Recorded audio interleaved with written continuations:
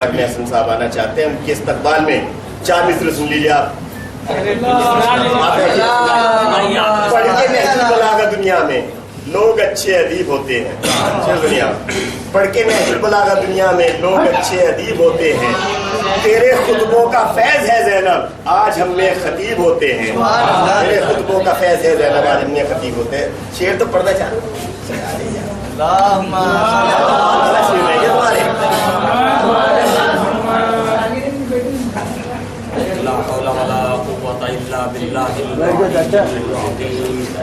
اعوذ باللہ من الشیطان الرجیم، بسم اللہ الرحمن الرحیم، الحمد للہ لأہلہ الصلاة والسلام لأہلہا، اما بعد فقد قال اللہ تعالی وتبارک فی کتابہ الکریم وفرقانہ الحمید وقولہ الحق، بسم اللہ الرحمن الرحیم، اذ ابتلی ابراہیم ربہ بکلمات فاتمہن قال انی جاعلک للناس اماما قال ومن ذریتی قال لا ینال عہدی الظالمین۔ صلوات علی محمد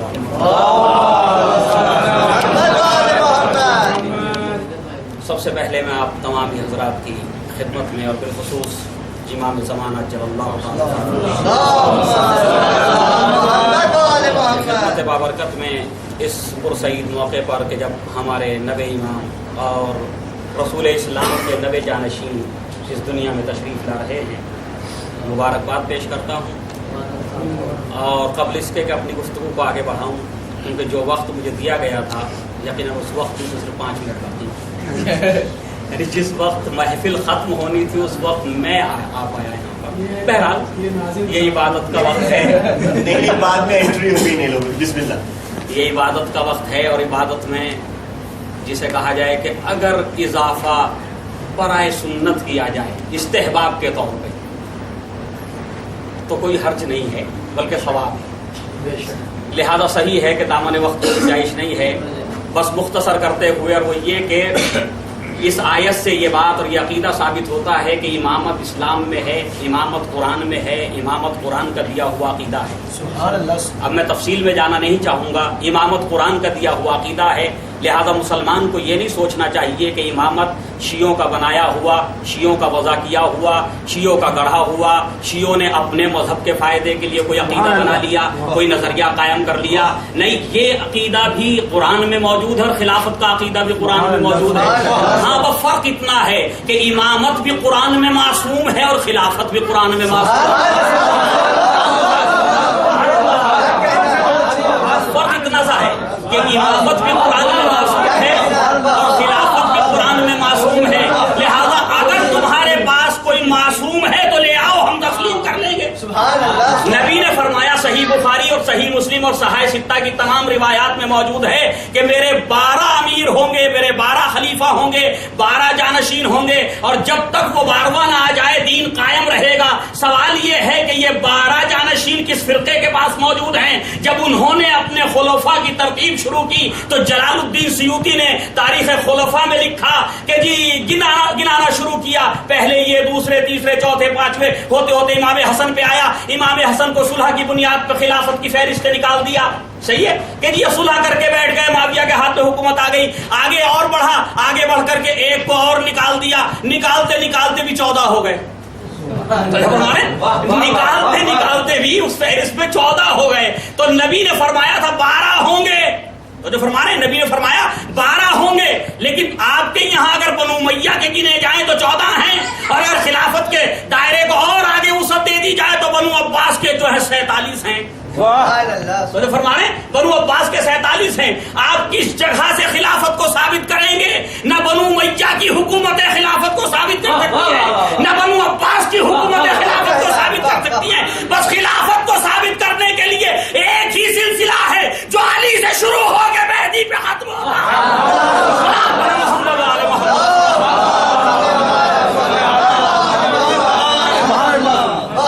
آپ کے 12 ہوں یا 14 ہوں یا 47 ہوں، یا عثمانی خلفاء ہوں جو ترکوں کے نام سے مشہور ہوئے، یا پھر خاندان مغلیہ کے خلفاء ہوں جو ہندوستان میں خلیفہ بن گئے، یا صدام خلیفہ ہو کہ جس کے لیے رات میں ظالم و جابر لکھا گیا، جب امریکہ نے حملہ کیا تو معصوم ہو گیا۔ جب امریکہ نے حملہ کیا تو ہر جگہ مسلمانوں کے یہاں بلیک بورڈ بنے ہوئے، بامبے میں چلے جائیے آپ کو بلیک بورڈ ملیں گے، اس پہ حدیثیں لکھی جاتی، تو اس پہ رات میں لکھا ہوا تھا صدام ظالم و کیوں کویت پہ حملہ کیا، یعنی جب اپنے آپ پہ حملہ ہوا تو ظالم و جابر تو فرمائیں، اور جب امریکہ کے مقابلے میں آ گیا تو خلیفۃ المسلمین، تو پتا چلا کہ تمہارے یہاں خلافت کچھ اور ہے، قرآن کی نظر میں خلافت کچھ اور ہے، قرآن کہتا ظالمین تک ہمارا عہدہ خلافت و امامت نہیں جائے گا، تمہارے یہاں رات میں ظالم ہوتا صبح میں خلیفہ ہوتا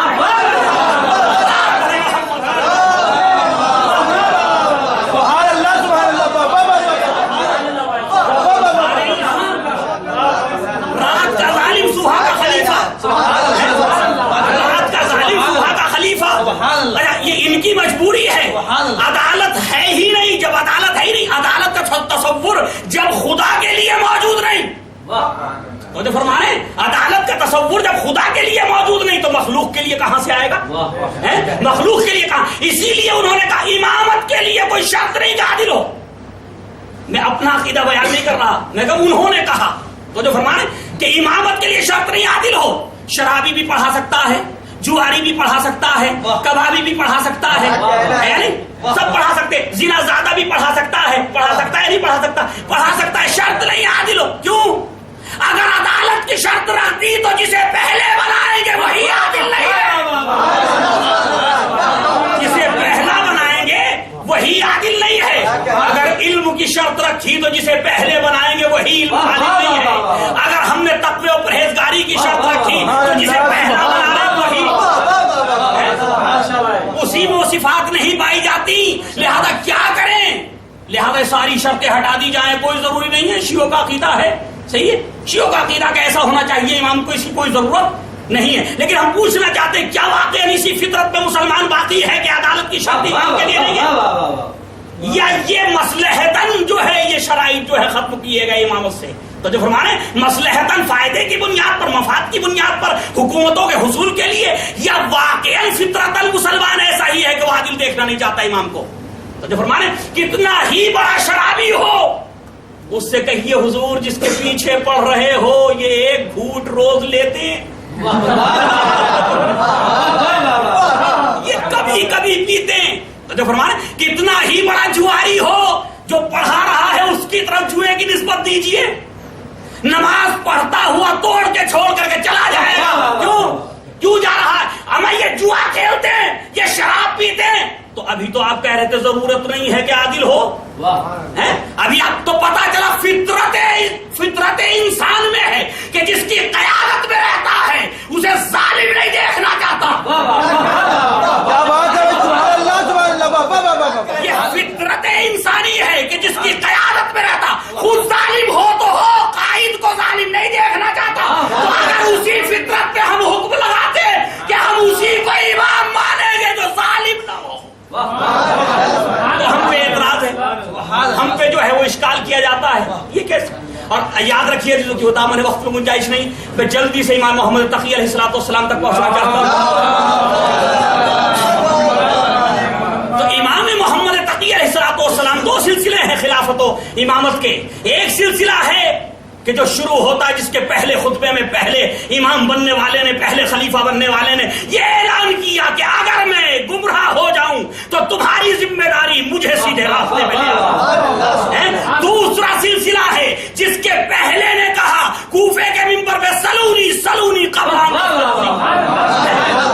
دو سلسلے ہیں، اب خدا نے بتا دیا کہ ضروری نہیں کہ ہر آنے والا سلونی کہے، ہر آنے والے کو سلونی کہنے کی ضرورت نہیں ہے، کیا امام محمد باقر بھی سلونی کا دعویٰ کریں، امام صادق بھی سلونی، اور ادھر سے بھی ہر آنے والے کو جہالت کا اعلان کرنے کی ضرورت نہیں ہے، بھئی یہی دیکھنا کافی کہ وہ کدھر سے آیا،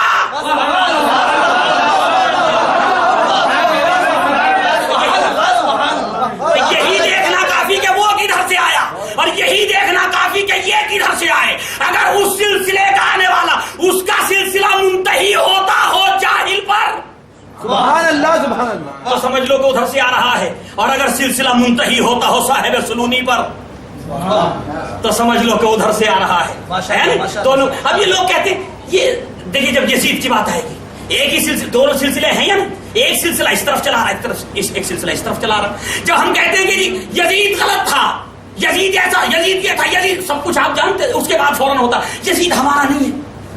ہوتا یا نہیں ہوتا؟ یزید ہمارا نہیں ہے. کیوں حضور؟ ایک ہی سلسلے میں 10 کڑیاں, 9 تمہاری, ایک کیوں نہیں ہے؟ واہ واہ واہ. بھائی ایک سلسلہ ہے, ایک زنجیر ہے, اس کی 10 کڑیاں, ان 10 میں 9 تو تمہارے, یہ کیوں نہیں ہے؟ یہ کیوں نہیں ہے؟ تو اس کا مطلب یہ ہے کہ کہیں نہ کہیں یزید نے کچھ ایسا ضرور کیا, کچھ ایسا ضرور کیا. تھے تو اور بھی یزیدی صفات, لیکن ان کے چہروں پہ اسلام کی نقاب پڑی رہی. ان کے چہروں پہ اسلام کی نقاب پڑی رہی. امام نے کہا کہ اب وہ چہرے پوشیدہ نہ رہ سکیں گے, اب حسین آ رہے ہیں, اب حسین آ رہے ہیں, اب وہ نقاب نوچ لی جائے گی, اب وہ نقاب کشائی کی جائے گی, تب پتا چلے گا کون کس سلسلے سے آ رہا ہے. یزید کو یہ کہنے والوں یہ ہمارا نہیں ہے. سب سے پہلا عذاب تو خدا نے تمہیں اس زمین پہ یہ دیا کہ جس کی قیادت میں زندگی گزارو اسے قائد نہ کہو, جس کی قیادت میں زندگی گزارو, جس کی امامت میں زندگی گزارو اسے اپنا امام نہ کہہ سکو, اسے اپنا قائد نہ کہہ سکو. تو اس سے بڑا کوئی عذاب ہو سکتا کہ میں یہ کھل کے نہ کہتا ہوں میرا قائد کون ہے؟ بس صرف یہ فضائل اور یہ مناقب صرف اہل بیت علیہم الصلوۃ والسلام کے اس سلسلے کے ہیں جو الہی سلسلہ ہے. صحیح ہے, لہذا شکل و صورت میں مختلف ہو سکتے ہیں ائمہ علیہم الصلوۃ والسلام. دیکھیں اس حدیث کا مطلب اولنا محمد, اوسطنا محمد, آخرنا محمد و کلنا محمد. یہ کلنا محمد کا مطلب یہ نہیں کہ سب محمد کی آنکھیں ایک جیسی ہوں گی, سب کا چہرہ ایک جیسا ہوگا, سب کے لب و رخسار ایک جیسے ہوں گے. تو جو فرمائیں سب کا قد و قامت ایک جیسا ہوگا, سب کے جسم کی بناوٹ ایک جیسی ہوگی, نہیں, یہ نہیں ہے مطلب. مطلب یہ ہے ان کی آنکھوں میں فرق ہو جائے تو ہو جائے, ان کے چہرے میں فرق ہو جائے تو ہو جائے, لیکن ہاں اتنا ضرور یاد رکھنا کہ جہاں جہاں بھی محمد کا نمائندہ پایا جائے گا وہ سیرت و کردار میں محمد جیسا ہوگا, وہ سیرت و کردار میں محمد جیسا ہوگا. اور عزیزو یاد رکھیے کہ ہم نے جو یہ القاب ملے ہیں تاریخ میں, یہ صادق ہیں, یہ باقر ہیں, یہ کاظم ہیں, یہ رضا ہیں, یہ تقی ہیں, یہ نقی ہیں, یہ عسکری ہیں. عزیزان گرامی یہ سب عسکری ہیں, یہ سب صادق ہیں, یہ سب کاظم ہیں, یہ سب صادق ہیں, یہ سب کاظم ہیں, یہ سب شہید ہیں, یہ سب جو ہے تقی ہیں, یہ سب نقی ہیں. یہ تو القاب اس لیے ملے کہ جس کی نظر جس معاشرے میں جس اعتبار سے پڑی, جھوٹ کا دورہ ہوا, نبی کے خلاف حدیثیں بنائی جانے لگی, ابو حنیفہ جیسے لوگ جو ہیں وہ حدیثیں کہنے لگے, منسوب نبی کی طرف کرنے لگے, وہاں پہ کسی نے آ کر کے نبی کی صحیح حدیثوں کو بیان کر دیا تو وہ صادق کہلانے لگا, وہ صادق کہلانے لگا. جس وقت عالم اسلام میں جو ہے وہ ہر طرف فتنہ و فساد پھیل گیا, زنا کا رواج ہو گیا, اغلام بازی ہونے لگی, لواطہ ہونے لگا, تمام برائیاں ہونے لگی, وہاں کوئی ایسا سامنے آ گیا کہ جسے دیکھ کر کے لوگوں نے تقوی کو پہچانا, جسے دیکھ کر کے لوگوں نے تقوی کو پہچانا تو لوگوں نے کہا یہ تقی ہے. تو فرمایا ایسا نہیں ہے کہ تقی جو ہے وہ شہید نہیں ہے, یا تقی جو ہے وہ صادق نہیں ہے, یا تقی جو ہے وہ باقر نہیں ہے, یہ سارے باقر ہیں. جب علم کی بات آئے گی تو صادق بھی باقر ہے, جب صداقت کی بات آئے گی تو باقر بھی صادق ہے. صداقت ہے محمد والے محمد. سبحان اللہ سبحان اللہ.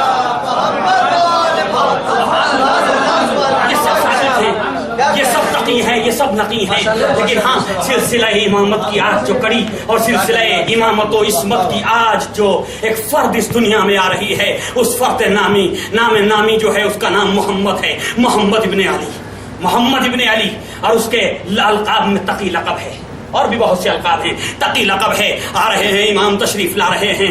اچھا ایک اور مسئلہ یہاں آ کر کے حل ہوا کہ جو ابھی تک طول تاریخ میں حل نہیں ہو سکا تھا. کیوں؟ اس لیے کہ جب کسی امام کا سایہ اس کے سر سے اٹھا تو امام ہونے والے امام کی عمر جو ہے یا یوں کہیے وہ حد بلوغ کو پہنچ چکا تھا. تو جو فرمائے ہونے والا امام اپنے باپ کے انتقال, اپنے باپ کی شہادت کے وقت حد بلوغ کو پہنچ چکا تھا. لہذا یہ مسئلہ ابھی تک تاریخ کے دامن میں ایک پردوں میں دبا چلا رہا تھا. پتہ نہ چلتا لوگوں کو کہ امام اتنا چھوٹا بھی ہو سکتا, یعنی کم سن بھی امام ہو سکتا ہے. خدا نے کہا یہ بھی ہم دکھانا چاہتے ہیں کہ کم سن بھی امام ہو سکتا ہے. لہذا امام تقی علیہ الصلوۃ والسلام, امام رضا علیہ السلام کی شہادت کے وقت آپ کا سینہ مبارک صرف 7 سال کا تھا. سبحان اللہ. آپ کا سینہ مبارک صرف 7 سال کا تھا. اس 7 سال کے عالم میں آپ کو بغداد سے طلب کیا گیا اور لا کر کے جو ہے وہ خراسان میں رکھا گیا. جب خراسان میں رکھا گیا ابھی مامون کو پتا نہیں تھا. تو جو فرمائیے گا مامون کو پتا نہیں تھا کہ یہ آنے والا بچہ کون ہے کون نہیں ہے, ابھی ملاقات نہیں ہوئی ہے. وہ ایک مرتبہ جیسے ہی مامون رشید کی سواری پورے تزک و احتشام کے ساتھ, پورے جاہ و جلال کے ساتھ, پورے حشم کے ساتھ گزری, تمام بچے جو کھیل رہے تھے حسب عادت بھاگ گئے. صحیح ہے, حسب عادت بھاگ گئے. اب میں آپ کو خوش کرنے کے لیے جملہ کہہ سکتا ہوں لیکن نہیں کہوں گا. صحابہ محمد والے محمد حسب عادت بھاگ گئے. اور جب وہ حسب عادت بھاگ گئے دیکھا کہ ایک بچہ کھڑا رہ گیا. ایک مرتبہ مامون رشید آگے بڑھا. آگے بڑھنے کے بعد پوچھا تم کون ہو, تم کیوں نہیں بھاگے؟ ایک مرتبہ میرے امام کا جواب سنیے. عالم کمسینی ہے, جواب وہ ہے جو فلاسفہ نہ دے سکیں. جواب وہ ہے جو فلاسفہ نہ دے سکیں, جو صاحبان علم نہ دے سکیں. آپ بتائیے ہوتے تو کیا جواب دیتے؟ اگر بتائیں گے بھی تو وہی جو امام نے بتایا.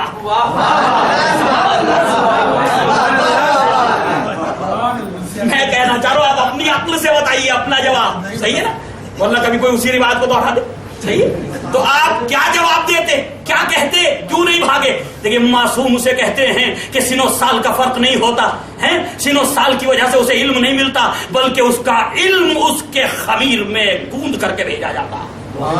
فرمانے اب ایک مرتبہ جناب امام محمد تقی علیہ السلام نے فرمایا کہ راستہ کوئی تنگ نہیں تھا کہ تیری سواری کو گزرنے میں میرے کھڑے رہنے سے پریشانی ہوتی. راستہ اتنا تنگ نہیں تھا کہ میرا ہٹنا تیری سواری کے گزرنے کے لیے ضروری ہوتا. دوسرے یہ کہ میں یہ بھی نہیں سمجھتا تھا یہ سیاسی جواب ہے. تو جو فرمائیے گا ورنہ امام سمجھنے کی بات نہیں ہے, مانتے تھے کہ ظالم ہے. تو جو فرما رہے یعنی امام نے یہ سیاسی جواب دیا. اور ایک بات ہمیں بتا دی کہ ہر جگہ اپنی ایک ہی اڑ پہ نہ لگاڑے رہنا. کہیں سیاست سے بھی کام لے لیا کرو, کہیں سیاست سے بھی کام لے لیا کرو. ایک مرتبہ کہا کہ مامون میں اس لیے نہیں ہٹا, کیوں؟ میں تجھے ظالم نہیں سمجھتا تھا. سوال کیا جس کے باپ کو زہر دیا ہو ظالم نہیں سمجھتا؟ جو فرمانے ہیں لیکن یہ سیاسی جواب. صحیح ہے کہ میں تجھے ظالم نہیں سمجھتا کہ تیرے ظلم سے ڈر کے بھاگ جاتا, اور میں نے خود کوئی جرم نہیں کیا تھا کہ جس کی سزا کا تجھ سے مجھے خوف ہوتا ہے. ایک مرتبہ وہ یہ جملے سن کر کے گزر گیا. اس کی سمجھ میں تو بات آ گئی کہ یہ کوئی معمولی بچہ نہیں ہے, یہ کوئی عام بچہ نہیں ہے, یہ تو عصمت کے خاندان کا پروردہ معلوم ہوتا ہے. گزر گیا. تھوڑی دیر کے بعد پھر وہاں سے سواری کو گزرنا تھا. اب جو پہنچا تو ایک مرتبہ پھر سارے بچے بھاگ گئے. امام کھڑے رہے. امام سے پوچھا کہ بتاؤ میرے ہاتھ میں کیا ہے, بتاؤ میرے ہاتھ میں کیا ہے. تو امام نے کیا فرمایا؟ مولا جواب اتنا کافی ہے کہ مچھلی ہے. اس نے یہ نہیں پوچھا کیسے آئی ہے, کہاں سے آئی ہے, کون لایا ہے. اس نے سوال یہ کیا کہ ہاتھ میں کیا ہے. کوئی کہے گا یہ فصاحت کے خلاف ہے, یہ بلاغت کے خلاف نہیں. فصاحت و بلاغت کے خلاف نہیں ہے. اگر فصاحت و بلاغت کے خلاف ہوتا تو اس طرح کا تذکرہ قرآن میں نہ آتا. اس طرح کا تذکرہ قرآن. موسیٰ نے پوچھا ہاتھ میں کیا ہے, کہا سا, چپ جاؤ کافی ہے, کافی ہے. جواب ہو گیا. لیکن شوق محبوب سے باتیں کرنے کے شوق میں, گفتگو کو بڑھانے کے شوق میں کہنے لگے اس سے بکریاں چراتا ہوں, اس سے سہارا لیتا ہوں. تو عزیزان گرامی خلافت و بلاغت و فصاحت کے خلاف نہیں ہے اتناب جو ہے. تو فرما رہے فصاحت و بلاغت کے خلاف اتناب نہیں ہے. کہیں کہیں ضرورت ہوتی اتناب کی. اچھا امام نے کیوں اس کو طوالت کو اختیار کیا, کیوں نہ جواب دے دیا مچھلی ہے, کیوں اتنا لمبا جواب دیا ہے, کیوں جواب دیا کہ مچھلی ہے, خالی یہ کیوں کہا کہ مچھلی نہیں مچھلی ہے, یہ کہہ دیتے کافی تھا. تو شاید نہیں امام جواب دیں. نادان تم مورخین کو نہیں جانتا جو میرے نبی پہ میرے نانا پہ جھوٹ کے انبار لگا سکتے ہیں, جو میرے نانا پہ جھوٹ کے انبار لگا سکتے ہیں, کیا وہ میرے خلاف جھوٹ نہیں بول سکتے؟ اس لیے کہہ رہا ہوں کہ بادشاہ نے وقت اپنے بازوں کو سکھاتے ہیں, وہ مچھلیاں پکڑ کے دریاؤں سے لے کر کے آتے ہیں, بادشاہ تک پہنچاتے ہیں, اور بادشاہ اس مچھلی کو اپنے ہاتھ میں چھپا کر کے ہم معصوموں کا امتحان لے, ہم معصوموں کا امتحان لیتے. ہو سکتا کوئی مورخ لکھ دے گا پوچھ نظر آ گئی ہوگی, مچھلی کا سر نظر آ گیا ہوگا, بڑی مچھلی ہوگی, بادشاہ صحیح سے چھپا نہ سکا ہوگا, لہذا کہہ دیا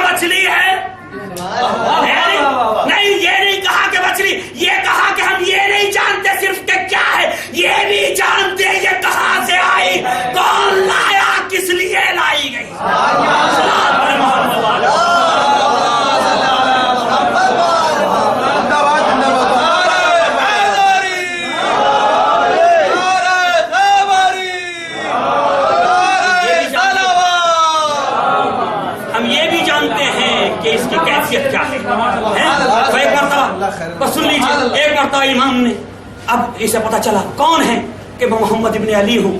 اچھا یہی وہ بچہ ہے جس کو میں نے طلب کیا ہے. وہ پہلے سے جانتا تھا، لہذا ایک مرتبہ جو ہے وہ لے کر کے امام کو اپنے ساتھ آیا. آنے کے بعد دربار خلافت میں اپنے تخت میں بیٹھایا. بیٹھانے کے بعد کہنے لگا فرزند رسول کیا آپ میری بیٹی کے ساتھ عقد کریں گے؟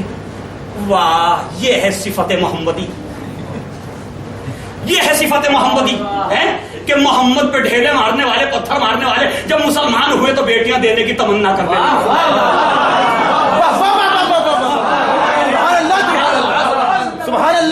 جب مسلمان ہوئے تو بیٹیاں دینے کی تمنا کرنے لگے. نبی نے صرف ایک شادی کی ہے، باقی تو جو ہے لوگ آتے رہے، رحمت سے انکار نہ ہو سکا.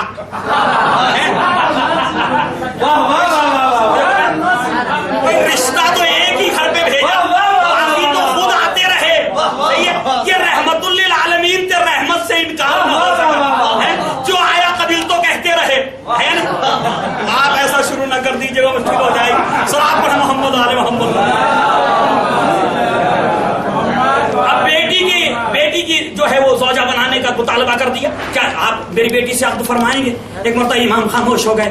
امام جانتے کہ دیکھو اسے شوق کتنا ہے، اضطراب کتنا ہے، یہ پریشانی کی کیفیت کتنی ہے. ابھی امام نے جواب نہیں دیا، امام چلے گئے. اس کے بعد اس نے اپنے تمام ایوان قصر کو جمع کیا، تمام لوگوں کو جمع کیا. اب یہ ممبر آف پارلیمنٹ یعنی پارلیمنٹ جو ہے بیٹھ رہی ہے کہ فیصلہ ہوگا کہ اس کی شادی کس سے ہو. ام الفضل کی شادی کوئی بادشاہ کی بیٹی ہے، کسی غریب کے ساتھ تو نہیں ہونی چاہیے نا، صحیح ہے نا، کسی غریب کے ساتھ تو نہیں ہونی چاہیے نا. تو اب ایک مرتبہ جب ان سے کہا کہ میں اپنی بیٹی کی شادی کروں، کہا امیر المومنین یہ وہ جملے جو میں ان کے نقل کر رہا ہوں، کفر نقل کفر کفر نباشا. صحیح ہے کہ امیر المومنین آپ نے اپنی بیٹی کے لیے کس کو جو ہے وہ منتخب کیا ہے؟ کہا کہ ایک بچہ ہے. کہا وہ بچہ کون ہے؟ کہ محمد ہیں، علی رضا کے بیٹے ہیں. ایک مرتبہ سب کے سب جو ہے وہ آنکھیں اور بھویں چڑھانے لگے. ارے یہ آپ کیا کر رہے ہیں؟ اس بچے کے ساتھ اپنی بیٹی کی شادی کریں گے، اپنی بیٹی کا عقد فرمائیں گے کہ یہاں ذرا اسے پڑھانے کے لیے تو اسکول تو بھیج دیجیے. پڑھاتا نہیں، اب اسے اسکول تو بھیج دیجیے، اس کی تعلیم تو پوری کرا لیجیے، آرام سے شادی کر لیجیے. کیا بنو عباس میں کوئی ایسا نہیں ملا؟ ارے تم بنو عباس کی بات کر تو دنیا میں تلاش کرتا تو ایسا کہاں سے ملتا؟ یہ تو ایک ہی بنایا گیا تھا اس زمانے کے لیے، یہ تو ایک ہی بنا تھا اس زمانے کے لیے. بھیڑیں تو ان کی ہوتی ہیں جو اس تینت سے نہیں بنتے. یہ تو فرد فرید ہوتے ہیں اپنے زمانے میں. وہ ایک مرتبہ کہا کہ تم ایسے سے شادی کرو گے؟ کہا نہیں تم امتحان لے لو. اب امتحان کا وقت آیا. جب وقت آیا تو اس وقت کا سب سے بڑا قاضی القضات کون؟ یحییٰ ابن اقسم، جس نے 900 غلاموں کے ساتھ، یعنی غلام کے معنی میں وہ لے رہا ہوں جو داڑھی آنے سے پہلے کا وقت ہوتا، صحیح ہے، جس نے 900 غلاموں کے ساتھ اپنی شہوت کی آگ کو بجھایا ہو. کیا سوال کرے گا وہ؟ بھائی مرتبہ آ گیا. یہ میں ان کی تاریخ سے بتا رہا ہوں آپ کو، میں نہیں پڑھ، میں اپنی طرف سے نہیں کہہ رہا جملہ، صحیح ہے. یہ تھا یحییٰ ابن اقسم، صحیح ہے. تو ایک مرتبہ جب وہ آیا، آنے کے بعد اب محفل سج گئی، تمام علماء بیٹھے ہوئے تھے. سوال کرنے کی ابتدا کی. کہا کہ مامون اجازت ہے میں اس بچے سے کچھ سوال کروں. پر جیسے ہی مامون سے جملہ کہا، مامون نے پلٹ کے قاضی القضات کو جواب دیا، سوال اس سے کرو گے اجازت مجھ سے مانگ رہے ہو؟ سوال اس سے کرو گے اجازت مجھ سے مانگ رہے ہو؟ ایک مرتبہ امام محمد باقر کی طرف متوجہ ہوا، اجازت ہے میں آپ سے کچھ سوال کروں؟ کہا کرو. اب جو سوال کیا تو سوال بڑا عجیب تھا کہ ایک محرم نے، صحیح ہے کیونکہ ہمیشہ بیچارے احرام میں رہتے تھے،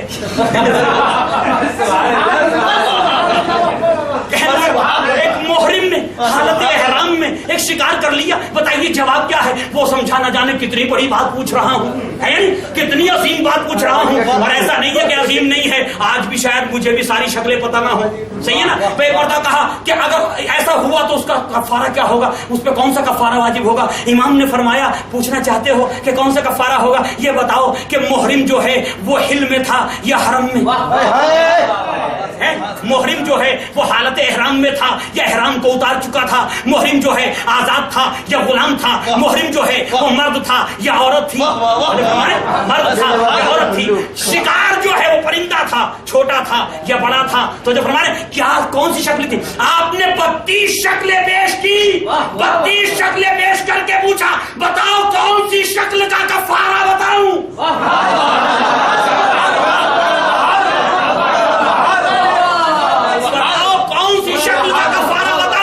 اس کی 32 شکلیں ہوتی ہیں. پر جیسے یہ جملہ سنا تو یحییٰ نے کہا مجھے تو یہی پتہ نہیں اس کا کیا تو 32 کا کیا. 32 शक्लों का कफारा। कहने लगा फर्जंद रसूल, हाँ आप ही बता दीजिए, सबके बारे में बता दीजिए। सही है, देखा आपने, बत्तख का बच्चा है, मुर्गी का बच्चा, तो जो खींचे, मुर्गी का बच्चा समंदर में तैरने के लिए बत्तख के बच्चे के साथ जाने लगा शौक में, है ये अच्छा तैरता, पानी के मजे लेता, मैं भी लूंगा। जैसे ही थोड़ा सा आगे से डूबने लगा, जब डूबने लगा तो उससे कहा, सही है, उससे कहा हुजूर बचाइए, उसने बचाया तो पलट के कहा लौला का लमा हलक तो, सही, अगर तुम ना होते तो मैं हलाक हो जाता। तो ये काजिल कुस्ताद चला था, इमाम के मुकाबले में आया था, सोच रहा था मैं बहुत बड़ा आलिम हूं, लेकिन जब इमाम ने इतनी शक्लें बयान की तो कहने लगा हुजूर, सही है। तो ये जितने उलमा तारीख में ऐसे गुजरे हैं, ये हर जगह मासूम के सामने हाथ जोड़ के कहते थे हुजूर, सही है, हुजूर आप ही बताइए। भाई इमाम ने सारी शक्लें बता दी, सबके कफारे बता दिए। अब उसके बाद मामून रशीद कहने लगा फर्जंद रसूल आप भी कोई इससे सवाल कर लीजिए, हैं, आप भी कोई से सवाल कर लीजिए। तो इमाम ने पूछा, एक औरत है, सुबह के वक्त में एक आदमी ने उस पर नजर की, नजर करना हराम थी, हैं, थोड़ा सा और दिन का हिस्सा बढ़ा, अब जो नजर की तो वो हलाल थी, ज़ोहर का वक्त आया हराम हो गई, हैं, मगरिब का वक्त आया हलाल हो गई, इशा का वक्त आया फिर हराम हो गई। उसने कहा इतनी मर्तबा हराम तो आज तक न हुई।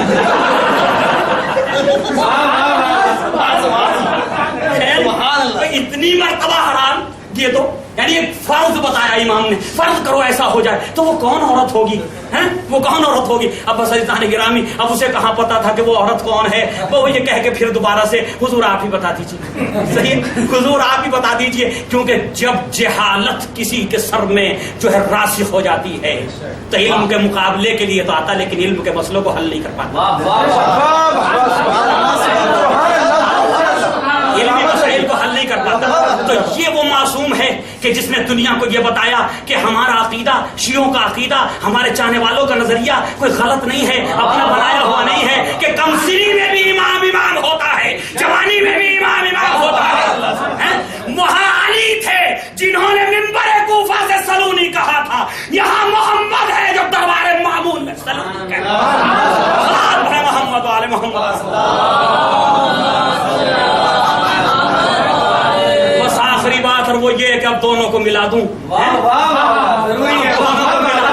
जरूरी है क्योंकि मौजू दो थे, गुफ्तगू एक पे हो रही है, अब दोनों को मिलाऊं, दोनों को मिला करके ये कहूं, वो मोहम्मद था जिसने दुनिया को हैरान कर दिया, उसका 5 साल का सिन था, जिसने दुनिया को हैरान कर दिया उसका 6 साल का सिन था या 7 साल का सिन था, वो सालों में था, लेकिन एक अली भी था जो सालों में नहीं महीनों में था,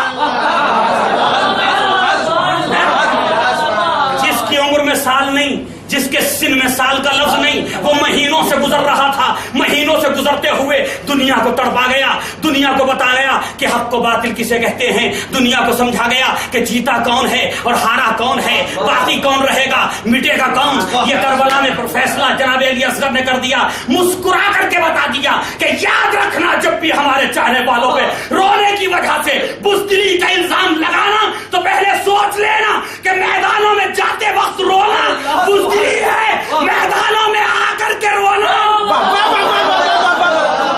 मैदानों में आकर के हंसना ये बुज़दिली नहीं है, तीर खा करके हंसना ये बुज़दिली नहीं है। हम बुज़दिल नहीं हैं, हम तो अली का खून लिए हुए हैं, हम तो अली की शुजाअत लिए हुए हैं, हम तो अली के कमालात लिए हुए हैं। लिहाजा जनाब अली असगर आ गए मैदान में, कौन लाया मैदान करबला में, बाप लाया, अपने हाथों पे लेकर के आया। बस ये सोचो, पर एक आखिरी बात, क्योंकि दामन वक्त में गुंजाइश नहीं है, मसाइब तो नहीं पढ़ने हैं, लेकिन सुन लीजिए कि बस आखिरी बात और वो ये, मुझे इंसाफ से बताइए क्या तारीख करबला में वो सब कुछ नहीं हुआ कि जो और तारीखों के साथ हुआ? दुश्मनों ने पर्दे डाले या नहीं, तहरीफात हुई या नहीं, मकासिद को जो है गलत तौर पे तावील किया गया या नहीं हुआ? ना करबला के साथ भी हुआ या नहीं हुआ? हद ये हो गई कि उलमा ने यजीद को रजी अल्लाह अन्हु तकलीफ दिया, यजीद को हक पे कह दिया, हैं? इब्ने खुल्दूनी नजरिया रखने वाले वो हमेशा यजीद को सही कहते रहे यानी कहते रहे, हैं? अभी डॉक्टर नाइक ने यजीद को रजी अल्लाह कहा या नहीं कहा, हैं? तो इसका मतलब ये है कि अगर यजीद रजी अल्लाह है तो नाउज़ुबिल्लाह इमाम हुसैन का इल्ज़ाम गलत है। यही है ना पैगाम, यही तो पैगाम है इन जुमलों में कि इमाम का नजरिया, इमाम का इल्ज़ाम गलत है। तो ऐज़ान गिरामी मुझे इंसाफ से बताइए कि कौन सी दलील है मैदान करबला के अंदर जो इमाम की इस्मत को साबित कर सके? कोई है दलील جو عصمت امام کو ثابت کر سکے. اکبر کی جوانی دلیل بن سکتی ہے, عباس کے بازو دلیل بن سکتے ہیں. توجہ کیجیے گا, شاید تھوڑی دیر آپ جذباتی طور پہ کہہ سکتے ہیں ہاں دلیل بن سکتے ہیں, صحیح ہے, لیکن میں ابھی عرض کروں گا کہ اکبر کے جوانی جو ہے دلیل بن سکتی کہ امام معصوم ہے, دلیل بن سکتی ہے. قاسم کا بچپنا دلیل بن سکتا کہ امام معصوم ہے. حبیب ابن مظاہر کا بڑھاپا دلیل بن سکتا کہ امام معصوم ہے. کربلا کے اندر کی بات کر رہا ہوں, نہیں بن سکتا. ان میں کوئی چیز دلیل کامل نہیں ہو سکتی. ہاں ایک دلیل ہے جو امام کے پاس ہے کہ امام معصوم ہے. ایک دلیل, وہ دلیل کیا ہے؟ یہی اصغر کا وجود کربلا کے میدان میں, یہ دلیل ہے. کیوں کہ ہو سکتا کوئی کہے اکبر تلوار لے کر کے آئے تھے, حملہ نہ کرتے تو ہم کیا کرتے ہیں؟ عباس تلوار نہ صحیح نیزہ تو تھا, اگر ہم جنگ نہ کرتے تو کیا کرتے؟ قاسم کے ہاتھ میں تلوار تھی, اصحاب امام حسین کے ہاتھوں میں تلواریں تھیں. کہہ سکتا یا نہیں کہہ سکتا؟ لیکن میں پوچھنا چاہتا ہوں عالم انسانیت سے کہ جسے حسین ہاتھوں میں لے کے آ رہے ہیں اس کے ہاتھ میں کون سی تلوار ہے, کون سا نیزہ ہے؟ لہذا اصغر نے ایک مرتبہ اپنی شہادت کو پیش کر کے بتایا, اے دنیا والوں سمجھو میرا باپ معصوم ہے, میرے باپ کی کوئی غلطی نہیں ہے, میرے باپ کی کوئی خطا نہیں ہے. یہ ہیں جناب علی اکبر علیہ الصلوۃ والسلام کہ طول تاریخ میں جنہیں یاد رکھا جائے گا. کوئی حسین کو جانتا ہو یا نہ جانتا ہو, اس بچے کو تو ضرور پہچان لے گا.